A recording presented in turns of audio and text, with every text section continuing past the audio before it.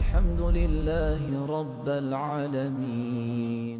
دلوں سے نکال کر روشنی کی طرف لائیں. کار مذلت میں پڑے ہوئوں کو اوج سریا پہ پہنچانے والی کتاب، اللہ سے بچھڑے ہوئوں کو اپنے اللہ سے ملانے والی کتاب ہے. یہ کتاب ہدایت ہے. اتر کر ہیرا سے سوئے قوم آیا اور ایک نسخہ کیمیا ساتھ لایا. وہ بجلی کا کڑکا تھا یا سود ہادی، عرب کی زمین جس نے ساری ہلا دی. قرآن مجید دلوں کا مقناطیس ہے. سلیم الفطرت لوگوں کو اپنی طرف کھینچ لیتا ہے. نبی علیہ السلام نے جب آ کے قرآن مجید کی تلاوت فرمائی تو جو سلیم الفطر حضرات تھے وہ فوراً چلے آئے، جیسے سیدنا صدیق اکبر رضی اللہ تعالیٰ عنہ. اتنے سلیم الفطرت تھے کہ زمانہ جاہلیت میں کبھی شراب نہیں پی، کبھی زنا نہیں کیا. ان گناہوں سے وہ اپنی سلیم الفطرت ہونے کی وجہ سے بچے ہوئے تھے. سب سے پہلے وہ ایمان لے آئے اور بھی حضرات قریب آ گئے. حضرت عمر رضی اللہ عنہ جیسے بہادر انسان کہ انہوں نے دیکھا کہ ایک ہنگامہ برپا ہو گیا ہے مکہ مکرمہ میں، کوئی بندہ ہے جو ہمارے معبودوں کے خلاف باتیں کرتا ہے، تو تلوار لے کے نکل کھڑے ہوئے کہ میں قصہ ہی سمیٹ دیتا ہوں. اللہ کی شان دیکھیے کہ راستے میں ایک صحابی ملے، سلام دعا ہوئی تو انہوں نے پوچھا کہاں جا رہے ہو؟ کہنے لگے بس میں مسلمانوں کے پیغمبر اسلام کا قصہ ہی سمیٹتا ہوں. ان کا ان کے تو واضح قصہ سمیٹنا، پہلے اپنے گھر کی خبر لو، تمہاری بہن مسلمان ہو چکی ہے، بہنوئی مسلمان ہو چکے ہیں. تو بڑا غصہ بڑھ گیا، یہ کیسے ہو سکتا ہے؟ میری بہن ہو، میرا بہنوئی ہو، اور مجھ سے مشورے کے بغیر وہ نیا دین قبول کر لیں. تو بہنوئی کے گھر چلے گئے. اب جب وہاں گئے تو پتہ چلا آواز سے کہ کچھ وہ پڑھ رہے تھے. ایک صحابی تھے جو ان کو قرآن پڑھا رہے تھے. دروازہ کھٹکھٹایا، ان کو پتہ چل گیا کہ عمر آیا ہے. وہ صحابی بھی چھپ گئے اور انہوں نے قرآن مجید کو بھی چھپا دیا. اندر گئے تو جا کے اپنے بہنوئی سے کہا میں نے سنا ہے کہ تم مسلمان ہو گئے ہو. انہوں نے آگے سے جواب دیا کہ اگر اسلام سچ ہے تو قبول کرنے میں کیا رکاوٹ ہے. غصہ انتہا کو پہنچا ہوا تھا، اپنے بہنوئی کو مارنا شروع کر دیا. خامد کو بچانے کے لیے بہن درمیان میں آئی تو بہن کے بھی تھپڑ لگایا. تو کہتے ہیں کہ بہن کو جب تھپڑ لگایا تو اس کے بھی منہ سے خون نکل آیا، مگر وہ بھی عمر خطاب کی بہن تھی.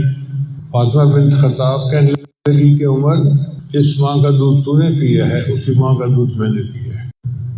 تو ہمارے جسم سے جان تو نکال سکتا ہے، ہمارے دل سے ایمان کو نہیں نکال سکتا. بہن کی یہ بات دل پہ اثر کر گئی. کہنے لگے اچھا بتاؤ تم کیا پڑھ رہے تھے؟ تو انہوں نے پھر کہا کہ ہم قرآن پڑھ رہے تھے. کہنے لگے اچھا مجھے بھی اپنے پیغمبر اسلام کے پاس لے چلو. نبی اسلام کی خدمت میں آئے. نبی علیہ السلام اس وقت دار ارقم میں تھے، یہاں کنڈی لگا کر کلمے کی تعلیم دیا کرتے تھے. حضرت حمزہ نبی وہیں موجود تھے. دروازہ کھٹکھٹایا. اب صاحب کرام تو بہت خوف زدہ تھے کہ قریش مکہ کو پتہ چل گیا کہ اس گھر میں مجلس ہوتی ہے تو ہمارے لیے تو مصیبت آ جائے گی. تو ایک صحابی نے کہیں سوراخ سے دیکھا تو عمر بن خطاب کو دیکھا تلوار لے کے کھڑے تھے. آگے بتایا اے اللہ کے وسلم عمر بن خطاب آیا ہے، ہاتھ میں تلوار پکڑی ہوئی ہے. نبی صاحب نے فرمایا دروازہ کھول دو. حمزہ رضی اللہ تعالیٰ عنہ جو تھے وہ فرمانے لگے آنے دو، اگر ماننے کی نیت سے آیا ہے تو خوشی کی بات ہے، اور اگر کسی اور نیت سے آیا ہے تو کسی کی تلوار سے میں اس کی گردن رہوں گا. چنانچہ عمر رضی اللہ عنہ اندر داخل ہوئے تو نبی السلام نے ان کے سامنے سورہ طٰہٰ کی چند آیتیں پڑھی. طٰہٰ ما انزلنا علیک القرآن لتشقى الا تذکرۃ لمن یخشیٰ. پڑھتے پڑھتے جب یہ آیت پڑھی اننی انا اللہ لا الہ الا انا فاعبدنی واقم الصلاۃ لذکری، عمر رضی اللہ عنہ کا دل جو تھا وہ بس کہنے لگے کہ اس مجھے کلمہ پڑھا کے مسلمان بنا دیا. تو قرآن مجید نے سلیم الفطرت لوگوں کو کھینچ لیا تھا اپنی طرف. ہم نے اسکول میں جب سائنس سبجیکٹ پڑھنا شروع کیا تو ایک دن ہمارے استاد نے لکڑی کا برادہ منگوایا. لکڑی کو جب کاٹتے ہیں نا تو اس کا برادہ جمع ہو جاتا ہے، تو وہ برادہ ملا کے اس کے اندر کچھ لوہے کے ٹکڑے ڈال دیے. پھر ہمیں کہنے لگا کہ یہ لوہے کے ٹکڑے الگ کرو. اب ہم بچے تھے تو ہم ایک ایک ٹکڑا ڈھونڈ ڈھونڈ کے الگ کرنے لگے. پھر اس نے کیا کیا کہ ایک اس کے پاس کوئی چیز تھی جو اس نے اس کے اوپر پھیری تو سارے ٹکڑے اس کے ساتھ چپک گئے. ہم نے پوچھا استاد جی یہ کیا ہے؟ کہنے لگا یہ مقناطیس ہے. جہاں بھی لوہا ہوگا مقناطیس اس کو کھینچ لے گا. تو بالکل اسی طرح قرآن مجید مقناطیس کی مانند ہے. جہاں بھی کوئی سلیم الفطرت انسان ہوگا قرآن اس کو اپنی طرف کھینچ لے گا. آج بھی اگر ہم قرآن مجید کے ساتھ تعلق جوڑیں تو ہمارے دل سنور جائیں. قرآن دلوں کو صاف کرتا ہے، تصفیہ کرتا ہے، نفس کا تزکیہ کرتا ہے. اللہ تعالیٰ نے اس کتاب کو بھیجا اسی لیے ہے. یہ اللہ کا کلام ہے، انوارات سے بھری ہوئی کتاب ہے، برکتوں سے بھری ہوئی کتاب. یہ دلوں کی دوا ہے، بیماروں کے لیے شفا ہے، نسخہ خدا ہے. اللہ کی شان دیکھیں کہ اب عنقریب ایک مہینہ آنے والا ہے جس کو رمضان المبارک کہتے ہیں. وہ شہر القرآن ہے، قرآن کا مہینہ ہے. قرآن اسی مہینے میں اترا اور اس مہینے میں قرآن کی کثرت کے ساتھ تلاوت کی جاتی ہے. تو ہم ابھی سے اس مہینے کے لیے تیاری کر رہے ہیں. ہم نے دنیا میں دیکھا ہے کہ عید کے آنے سے ایک مہینہ پہلے عورتیں اپنے کپڑے تیار کرنا شروع کر دیتی ہیں، بچوں کی چیزیں خریدنا شروع کر دیتی ہیں. ایک مہینہ لگ جاتا ہے عید کی تیاری میں. تو بھائی رمضان مبارک کا مہینہ شہر القرآن ہے، اس کی آمد کے لیے ہم بھی ابھی سے تیاری شروع کر دیں. اور رمضان کی تیاری کیا ہے؟ ایک تو اپنے گناہوں سے توبہ کریں اور دوسرا اپنے کام کو اس طرح سے سمیٹیں کہ رمضان شریف کا وقت فارغ ہو عبادت کے لیے. روزہ صرف کھانے پینے سے رکنے کا نام نہیں ہے، روزہ اپنے اعضاء کو گناہوں سے بچانے کا نام ہے. تو ہم روزے کو اس طرح رکھیں کہ ہم کھانے پینے سے بھی رکے رہیں اور اعضاء جسمانی کو گناہوں پہ پڑنے سے بھی بچائے رکھیں. یہ اعلیٰ درجے کا روزہ ہے، سر سے لے کے پاؤں تک ہم روزہ دار بن کے زندگی گزاریں گے. تو اس کی پریکٹس ہمیں ابھی سے کرنی شروع کر دینی چاہیے. اگر کوئی صاحب موبائل فون کا استعمال غلط کرتے ہیں تو ابھی سے بند کر دیں، پریکٹس کریں. شیطان زور لگائے گا لیکن جب آپ ریزسٹ کریں گے اور کوشش کریں گے تو اللہ اس مصیبت سے جان چھڑا دیں گے. اور اگر سکرین پہ تماشے دیکھتے ہیں تو دیکھنا چھوڑ دیں، اللہ کے لیے چھوڑ دیں. یہ رمضان مبارک کی تیاری ہے، اپنے آپ کو گناہوں سے بچانا. جیسے انسان نہا دھو کے تیار ہو جاتا ہے نا، ہم توبہ کر کے گناہوں کو چھوڑ کے رمضان کے لیے تیار ہو جائیں. پھر رمضان کی برکتوں سے ہمیں پورا اجر ملے گا.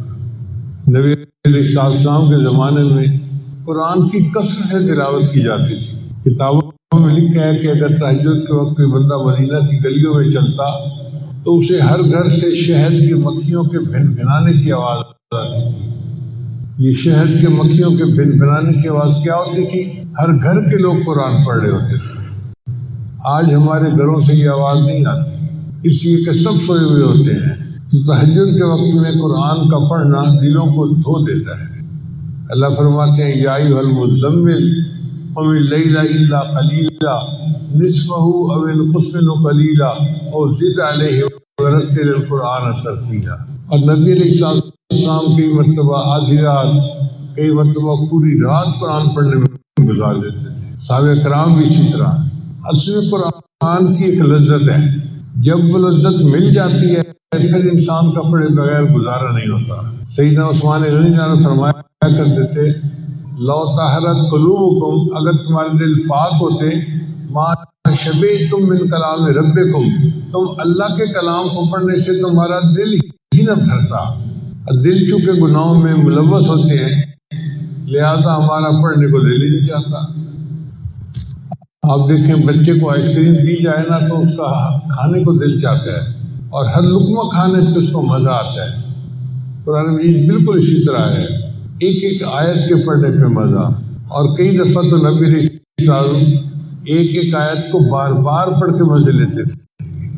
جیسے بچوں کے اندر ایک چنگم ہوتا ہے، وہ منہ میں رکھتے ہیں تو چباتے رہتے ہیں، گھنٹوں چباتے رہتے ہیں. میں نے ایک بچے سے پوچھا کہ آپ لوگ یہ کیا منہ میں ہر وقت رکھتے ہیں اور چباتے تھے؟ کہنے لگے جی مزہ آتا ہے. تو بالکل اسی طرح نبی علیہ السلام ایک آیت کو پڑھتے تھے، مزہ آتا تھا، پھر پڑھتے تھے تو کندھے مکرر کے مزے لیتے تھے۔ اس کو یوں سمجھے کہ جیسے گرمی کے موسم میں پسینے پہ شرابور ایک بندہ گھر آئے اور بیوی اس کو ٹھنڈا بادام کا شربت دے تو ہر گھونٹ پینے کا ایک الگ مزہ ہوتا ہے۔ اسی طرح قرآن مجید پڑھنے کا ایک الگ مزہ ہے، مگر مصیبت یہ ہے کہ دل صاف نہ ہونے کی وجہ سے ہمیں وہ مزہ نہیں آتا، لہٰذا ہم قرآن نہیں پڑھتے۔ دن نہیں مہینوں گزر جاتے ہیں، تلاوت نہیں ہوتی۔ اندر کھچ پڑنی چاہیے، اندر ایک طلب ہونی چاہیے اللہ کے قرآن کو پڑھنے کی۔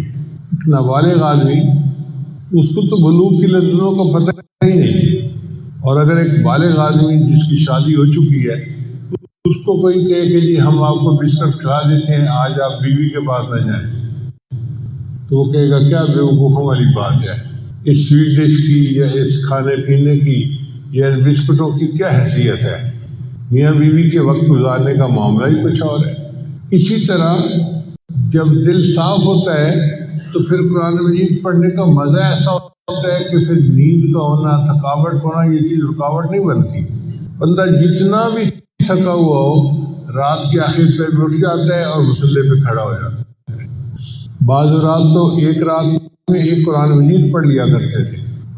ہم اگر اتنا نہیں پڑھ سکتے تو ہم تھوڑا تو پڑھ سکتے ہیں نا۔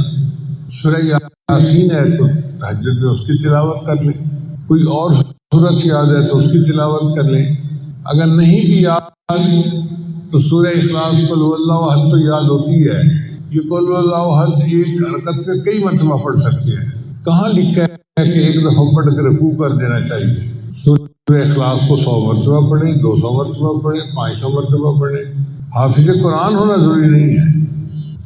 حدیث مبارکہ میں آتا ہے کہ ایک صحابی جو تھے وہ ہر وقت سورہ اخلاص پڑھتے تھے اپنی نماز میں، تو نبی علیہ السلام نے پوچھا کہ آپ ہر وقت کیوں پڑھتے ہو؟ تو انہوں نے کہا جی مجھے اس مضمون سے فطری محبت ہے۔ تو نبی علیہ السلام نے فرمایا کہ سورہ اخلاص کی محبت کی وجہ سے اس بندے کو اللہ تعالیٰ جنت میں اعلیٰ مقام عطا فرمائیں گے۔ سورۃ الکوثر یاد ہے، انا اعطیناک الکوثر، تو وہی پڑھیں جو مرضی ہے اور بار بار اس کو پڑھتے رہے۔ یہ جو بار بار پڑھنا ہے نا، اس سے دل پر اثر ہوتا ہے۔ دیکھیں دیوار کے اندر کیل گاڑنا ہوتا ہے نا، تو ایک دفعہ ہتھوڑا مارنے سے کیل نہیں گڑتا، ایک دفعہ مارتے ہیں، پھر دوسری دفعہ مارتے ہیں، پھر تیسری دفعہ، ہیمر اٹ ڈاؤن، اس کو مارتے رہو حتیٰ کہ یہ گڑ جائے اس کے اندر۔ اسی طرح قرآن مجید کی آیات ہیں، ایک دفعہ پڑھیں گے تھوڑا اثر ہوگا، پھر پڑھیں، پڑھتے رہیں گے تو بالآخر دل پر اس کا اثر ہو جائے گا۔ اللہ کرے کہ ہمارے دل قرآن مجید کی محبت سے لبریز ہو جائیں اور ہمیں اس کی چاشنی ملنے نہ جائے، ہم روحانی طور پہ بالغ بن جائیں، پھر اٹھتے بیٹھتے ہمیں قرآن پڑھنے کا شوق ہوگا۔ سیدنا صدیق اکبر عنہ کے بارے میں آتا ہے کہ وہ قرآن مجید پڑھتے تھے تو سننے والے کا اثر ہو جاتا تھا، یعنی ان کے قرآن مجید کا اثر ایسا تھا کہ سننے والے کا دل متوجہ ہو جاتا تھا۔ چنانچہ ایک مرتبہ انہوں نے حبشہ ہجرت کا ارادہ کیا تو جانا چاہتے تھے، تو راستے میں قریش مکہ میں سے کوئی بندہ مل گیا، اس نے کہا ابو بکر کہاں جا رہے ہو؟ فرما دیا کہ مجھے نبی علیہ السلام نے اجازت دے دی ہے، میں حبشہ ہجرت کر کے جا رہا ہوں۔ اس نے کہا نہیں آئیں، میں آپ کو اپنے گھر اپنی امان میں رکھتا ہوں، کوئی آپ کو ہاتھ نہیں لگا سکے گا۔ تو اس نے اپنے گھر میں حضرت ابوبکر صدیق کو امان میں رکھ لیا۔ صدیق کے وہاں رہنے لگے، مگر فارغ وقت میں بیٹھ کے قرآن پڑھتے تھے۔ اب جب صدیق قرآن پڑھتے تو گھر کی عورتیں جب وہ قرآن سنتی تو ان کے دل کھنچتے تھے، تو ان عورتوں نے اپنے مردوں سے پوچھنا شروع کر دیا کہ یہ بندہ کیا پڑھتا ہے، ہمارے دل کھنچتے ہیں۔ تو اس بندے کو یہ محسوس ہوا کہ اگر یہ چند دن اسی طرح تلاوت کرتا رہا تو میرے گھر کے لوگ بھی مسلمان ہو جائیں گے۔ اس نے پھر اپنی وہ امان جو تھی وہ ختم کر دی۔ تو دیکھیں قرآن پڑھ کے دوسروں کے دل کھینچتے تھے، آج قرآن پڑھنے کے بعد ہمارے دل نہیں کھینچتے دین کی طرف۔ اس کی وجہ یہ ہے کہ دل جو ہے زنگ سے لچڑے ہوئے ہیں، ان کو صاف کرنے کی ضرورت ہے۔ اللہ تعالیٰ ہمارے دلوں کا تزکیہ فرمائے، ہمارے نفوس کا تزکیہ فرمائے اور ہمیں قرآن کی لذت آنی شروع ہو جائے۔ قرآن مجید کی محبت انسان کے دل کو منور کرتی ہے اور ایمان کو بچاتی ہے۔ چنانچہ ایک پاکستانی مسلمان کا واقعہ میں نے کتاب میں بھی لکھا ہے کہ وہ امریکہ میں انجینئر کی جاب کرتا تھا اور دفتر میں اس کے ساتھ ایک امریکن لڑکی بھی جاب کرتی تھی۔ اب لڑکی کافی حور پری قسم کی چیز تھی تو لڑکا اس کے ساتھ متعلق ہو گیا۔ ایسا عاشق ہوا کہ اس کا دل چاہتا تھا کہ جو مرضی ہو میں نے شادی اسی سے کرنی ہے۔ ایک دن موقع پا کے اس نے لڑکی کو کہہ دیا کہ میں تو تم سے شادی کرنا چاہتا ہوں۔ اس نے کہا کہ میں اپنے والدین سے بات کروں گی۔ اس کے والدین پکے عیسائی تھے۔ ان کا یہ کیسے ہو سکتا ہے کہ ایک پاکستانی ہو اور مسلمان ہو اور ہماری بیٹی کی اس سے شادی ہو جائے؟ تو لڑکی نے کہا جی کہ میرے والدین تو تیار نہیں ہیں۔ لڑکے نے کہا بھائی جو شرط رکھیں گے میں قبول کروں گا، میں نے ہر حال میں شادی کرنی ہے۔ اب والدین نے شرطیں رکھی۔ پہلی شرط کہ اگر ہماری لڑکی کے ساتھ شادی کرنی ہے تو تم اپنے گھر والوں سے رابطہ ختم کر دو، پاکستان میں کوئی فون نہیں کرنا، والدین سے، رشتہ داروں سے، بہن بھائیوں سے رابطہ ختم۔ اس نے شرط مان لی۔ دوسری بات کہ تم جس ایریا میں رہتے ہو وہاں سے مکان چھوڑ کر تم ہمارے گھر کے قریب مکان لو گے۔ اس نے یہ شرط بھی مان لی۔ پھر تیسری شرط کہ ہم عیسائی لوگ ہیں اور ہم سنڈے کے دن اپنے چرچ میں جاتے ہیں تو تم بھی سنڈے کے دن ہمارے ساتھ چرچ میں لو جی۔ شادی ہو گئی اور شادی کے بعد وہ پاکستانی لڑکا اچانک ہی غائب ہو گیا۔ نہ دوستوں کو پتا کہاں گیا ہے، نہ ماں باپ کو پتا، کسی سے رابطہ ہی نہیں۔ اس نے جاب چھوڑ کے کوئی دوسری جگہ جاب لے لی اور ایک شہر سے دوسرے شہر منتقل ہو گیا۔ سب لوگ بڑے حیران تھے، اس کو زمین کھا گئی یا آسمان پہ چلا گیا، کیا ہوا اس کے ساتھ؟ 3 سال اسی طرح گزر گئے۔ 3 سال کے بعد امام مسجد نے ایک دفعہ فجر کی نماز کر یہ مسجد کھولی تو یہ پاکستانی صاحب جو تھے یہ مسجد میں آئے نماز پڑھنے کے لیے۔ تو امام صاحب نے نماز کے بعد اس کو اپنے کمرے میں بلایا کہ بھئی آؤ بیٹھو، ایک کپ چائے کا پی لو۔ پتہ نہیں کہاں چلے گئے تھے، ملے ہی نہیں اتنے عرصے کے بعد۔ تو یہ نماز کے بعد ان کے کمرے میں آیا اور پھر سے اپنی سٹوری سنائی۔ کہنے لگا امام صاحب میں اس لڑکی کے عشق میں اتنا پاگل تھا کہ اندھا ہو چکا تھا۔ ماں باپ کو چھوڑ دیا، بہن بھائیوں کو چھوڑ دیا، اپنے ملک کو چھوڑ دیا، اپنی کمیونٹی کو چھوڑ دیا، مسلمانوں کی مسجد کی نمازوں کو چھوڑ دیا، ہر چیز کو چھوڑ دیا اور انہی کے رنگ میں رنگ گیا۔ 3 سال میں اس کے ساتھ اپنے گھر میں رہا، نہ میں نماز پڑھتا تھا نہ تلاوت کرتا تھا، لیکن میرے جو گھر کا دروازہ تھا نا اس کے سامنے ایک الماری سی تھی جس میں کتابیں لگی ہوئی تھی اور ان میں ایک قرآن مجید تھا جس کی سب جلد تھی۔ تو آتے جاتے میں اس قرآن کو محبت کی نظر سے دیکھتا تھا اور اپنے دل میں نادم شرمندہ ہوتا تھا، یا اللہ تیرا قرآن سچا ہے اور میں گندا ہوں اور میں اپنے نفس کی خواہش کے پیچھے اس لڑکی کے ساتھ تعلق جوڑ بیٹھا ہوں، تو مجھے معاف کر دے۔ کوئی عمل نہیں تھا مسلمانوں والا، شراب پیتا، سور کھاتا، وہی ڈانس پارٹیاں، وہی سارا کچھ گند، بس آتے جاتے قرآن کو محبت کی نظر سے دیکھتا تھا۔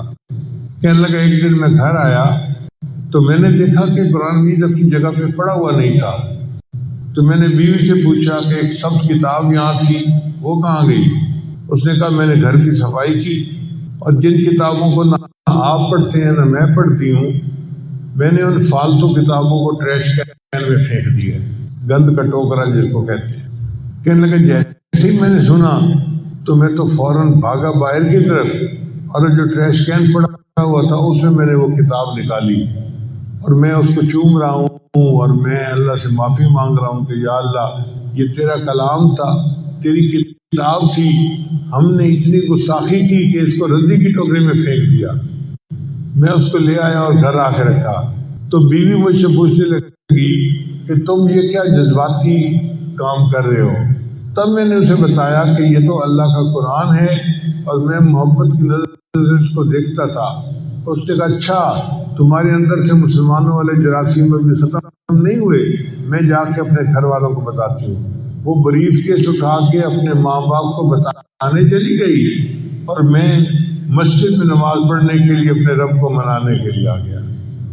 قرآن مجید کی محبت نے اس کے ایمان کو بچا لیا، وہ لوٹ آیا اپنی اصل کی طرف۔